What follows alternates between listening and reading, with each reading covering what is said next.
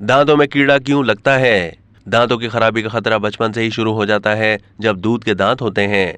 इसके बाद भी हम एहतियात नहीं करते, बिलखुसूस दिन में 2 मरतबा दांत साफ करने की हिदायत पर अमल नहीं करते। यही वजह है कि बड़े होने के साथ साथ भी दांतों की खराबी, जिसमें कीड़ा लगना यानी कैविटी जैसे मसाइल का सामना करना पड़ता है। दांतों की खराबी ऐसे अफराद में ज्यादा देखी जाती है जिनके मसूड़े वक्त के साथ कम हो जाते हैं या फिर किसी की पुरानी फिलिंग में दरारें पड़ जाती हैं। दांतों में कीड़ा क्यों लगता है, इसे रोकने का बेहतरीन तरीका क्या है, इसका इलाज करना क्यों ज़रूरी है, इस वीडियो में इन सवालात के जवाबात पर रोशनी डालने की कोशिश की गई है। ये बात याद रखें कि जो चीज़ आपके जिस्म के लिए मुज़िर है वह आपके मुंह के लिए भी गैर सेहत बख्श है।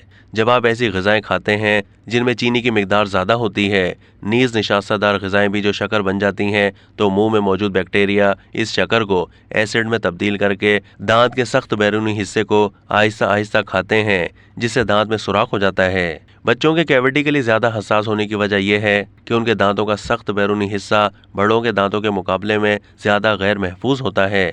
अगरचे कि इसमें ग़िज़ा किरदार अदा करती है, ताहम रोज़ाना दांत साफ करना और फ्लॉसिंग यानी धागे से दांतों की सफाई कीड़ा लगने और दांतों पर जमने वाली गंदगी को रोकने का सबसे अहम तरीका है। अब सवाल ये पैदा होता है कि कैविटी की अलामत क्या हैं? इब्तदाई मराहिल में कैविटी किसी अलामत का सबब नहीं बनती। यही वजह है कि दांतों के डॉक्टर को बाकायदगी से दिखाना ज़रूरी है। मिसाल के तौर पर हर 6 महीने बाद, ताकि वो आपके दांतों पर छोटे छोटे सफ़ेद धब्बों की जांच कर सके, जो दांतों के ख़राब होने की पहली अलामत हैं। सबसे आम अलामत दांत में दर्द है, खास तौर पर जब आप गर्म या ठंडा खाना खा रहे हो। मुंह का खुश्क होना भी एक अलामत है जिस पर तवज्जो देनी चाहिए। अगर किसी का दवाई खाने के ज़िमनी असर के तौर पर मुंह खुश्क हो जाता है तो उसके दांतों के खराब होने का खतरा बढ़ जाता है।